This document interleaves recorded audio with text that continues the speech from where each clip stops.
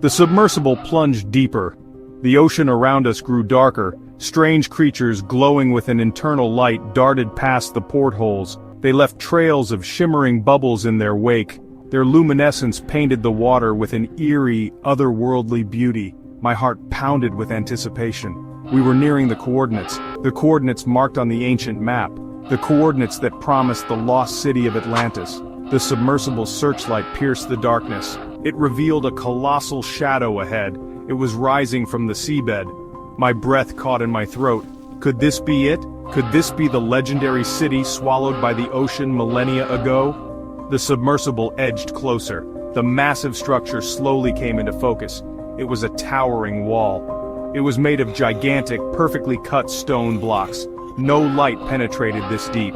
And yet, the wall seemed to shimmer with an ethereal glow. It was as if it held an energy all its own. The submersible navigated through a narrow passage. The passage was formed by two towering walls. An archway loomed ahead. It was intricately carved with strange symbols. The symbols resembled nothing I had ever seen. The submersible glided through the archway. Then I gasped in astonishment. Before me lay a vast cityscape. It was unlike anything I could have imagined.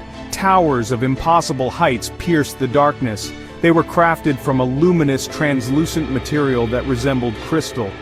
Statues of strange and wonderful creatures lined the avenues. Their eyes seemed to gleam with an internal light. Schools of bioluminescent fish darted in and out of buildings. The buildings were overgrown with shimmering coral and phosphorescent plants. This underwater metropolis pulsed with an ethereal, almost magical life. I maneuvered the submersible closer to one of the buildings. Its facade was covered in intricate carvings. They depicted beings that were both familiar and strange. They had the forms of men and women, but with elongated limbs. They also had large, expressive eyes. The beings seemed to dance and weave among symbols and patterns. The symbols and patterns glowed faintly in the darkness. They pulsed with a rhythm that echoed the beating of my own heart. One symbol in particular drew my attention. It was a spiral. It was surrounded by a series of concentric circles. It seemed to pulsate with a power that was both alluring and terrifying. I reached out and touched the symbol on the submersible's control panel. It corresponded to the spiral on the wall. At my touch, the submersible shuddered. The spiral on the wall flared with an intense brilliance. The entire city began to awaken. Lines of light spread out from the spiral. They raced along the buildings and streets. The symbols on the walls and floors flared into life. They bathed the city in a brilliant ethereal light. For the first time, I saw Atlantis in its full glory. It was breathtaking. Towers of shimmering crystal reached towards the surface.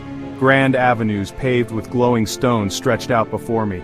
Statues of magnificent creatures, now illuminated in their full splendor, seemed to watch over the city. And then, I saw them. Figures, tall and slender. They were cloaked in flowing garments. They watched me from the shadows of a towering archway.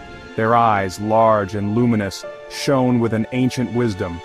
They were the Atlanteans, and they had been waiting for me. For in that moment of awe and wonder, I knew that this was not just a discovery, it was a reunion. The lost city of Atlantis had been found, and with it, a part of ourselves we thought lost forever. My heart soared with the possibilities.